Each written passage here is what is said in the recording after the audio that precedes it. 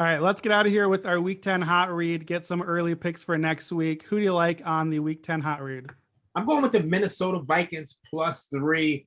I know we spoke earlier about how the Vikings continue to implode week after week, but that doesn't make them exempt from covering spreads. They covered the spread against the Baltimore Ravens on Sunday afternoon. Look, the odds makers open this line as 3. My model actually makes this close to a pick 'em. And when you look at this Chargers team, they're a mess defensively. Right now, they've had injuries to Asante Samuel Jr., Michael Davis, and I don't know how they're going to deal with Justin Jefferson and Adam Thielen. And I know what you're thinking. Mike Zimmer is super conservative. His super conservative ways might actually play right into, he might luck into a winning strategy because this Chargers run defense is dead last in rushing EPA, dead last in rushing success rate. They allow 51.7% of rushing plays to grade out as successful. I'm expecting Dalvin Cook to have a big day. My model makes this game close to a pick. I think this line's going to go down. So you want to go grab that 3. I think there's some 2.5s in the market. I'll probably buy this up if you get a cheap buy at -120 or so. And then we spoke all the time about the Chargers. They struggle on early downs. They're just 25th in early down success rate. And they made their living on 3rd and 4th downs, which is what they did against the Eagles on Sunday afternoon. So give me the Vikings here. I think they might even have a chance to win this game outright. I mean, I hope you're right. I have no idea what to make of either of these teams, so I'm just going to let you take the lead on that one. I'm going to go with the Colts at home against the Jacksonville Jaguars, 10.5-point favorites. Indianapolis is right back in the exact same spot that they were this week. They were double-digit favorites against the Jets. The Jets were coming off this huge upset win, and then just came and it's like the line was not as high as it should have been, because we just seen this big upset win. So I think that's the case with the Jags too. After beating the Bills, I think this line is going to end up getting closer to 2 touchdowns by the time we get to kickoff.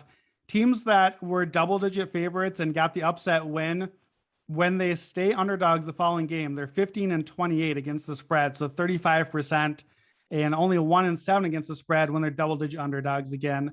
The Colts just got that trend. That was this week, and I know that the Jets almost ended up covering with that crazy Thursday night late game, but Colts get the extra rest this week. Urban Meyer's guys are coming off an emotional win, their big win to save the season, over Buffalo. I just think that, Indianapolis, the way they play with good defense and running the ball, that just is a good setup for beating up on bad teams. The Jaguars are still a bad team. I like Indianapolis big here.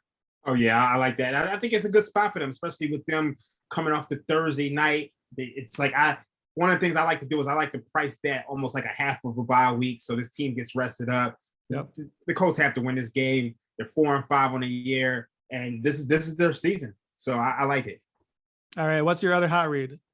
I'm gonna go with the Dallas Cowboys, Atlanta Falcons over 52. I think my model makes this closer to around 54. So I think you're getting some value there. Obviously, Dak he missed a couple weeks, and now he's back. I think he's going to play a much better game against this Falcons defense, which really can't stop anybody. We saw them give up 20-plus points to Trevor Siemian, but this Cowboys offense is much, much better than what we saw last week. And I think you have a shootout on deck. So I'm gonna go with that. I can see that. Definitely time for the Cowboys offense to bounce back a little bit. I'm going ugly on my last pick here, but I know that you're going to like it because this was your pick on Friday. I'm going to back you here. The Detroit Lions on the road in Pittsburgh. I'm betting that one Monday before the Monday night game. Look, we just talked about the Steelers. Pittsburgh's offense is just not playing well right now. They're not scoring a lot of points. They should not be, basically double-digit favorites against anyone right now. So I think this line should be under a touchdown. Honestly, I'd put it like around 6.5 if I was setting it. The Lions, I think there's a chance, like we said, Pittsburgh could lose to Chicago. And if they do, this line is definitely going to move. Even though it's just kind of another ugly looking game, it's easy to see the line moving towards Detroit a little bit. So another trend here for you. Detroit obviously still hasn't got their win. I'm not saying they're going to win the game here. They just need to cover. Jared Goff has been great at the backdoor cover. So if you take winless teams facing winning teams that aren't unbeaten, which obviously that's the Steelers right now. I think they're 5-4.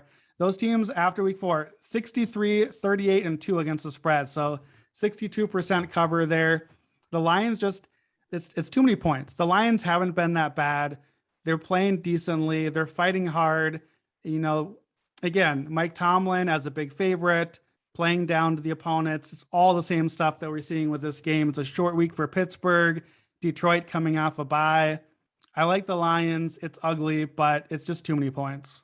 Oh yeah, I totally agree with you. I think the reasons are pretty similar to why I like the Bears on Monday night. Like you just don't want to lay big points with this offense. Yeah. I think one thing before we get out of here, one of the things that you'll want to look at next week is, and I'm not really necessarily there yet, but this Philadelphia Eagles team, they'll be playing a Broncos team which is lost. They're banged up on offensive line. They lost Glass now with an injury. They lost right tackle Bobby Macy with an injury. So I know a lot of people are going to be betting the Broncos because of that big win over the Cowboys, but I want you to tread lightly. And I think if this line goes up to 3, we're going to be looking to play the Eagles. Yeah, I have my eye on the Eagles a little bit. They suddenly in the last 2 weeks decided, hey, I think we're a running team. And early in the season, I kept noticing like their DVOA running has been top 5 the entire season. Even with Miles Sanders out, they're still running well. And last week they ran like 40 times on the Lions, ran all over them. So I thought the Chargers were the right pick today, and they ended up being just barely the right pick. But I wondered, would the Eagles just run all game? And they kind of did that again. So Jalen Hurts, the way this team is set up, I don't know. I kind of not ready to count the Eagles completely out. I sort of like the identity that they're building for themselves. Yeah, there's a betting syndicate out Europe who's been betting the Eagles 4 or 5 weeks straight. I mean, literally every single week. There was like I was talking with somebody on Twitter today. They were making a joke about how the Eagles betting syndicate has to learn to time their bets a little bit better because it's possible they could have got a 3.5, but they've been moving early. So be on the lookout for this. If this line gets to 3, you might want to take the Eagles next week.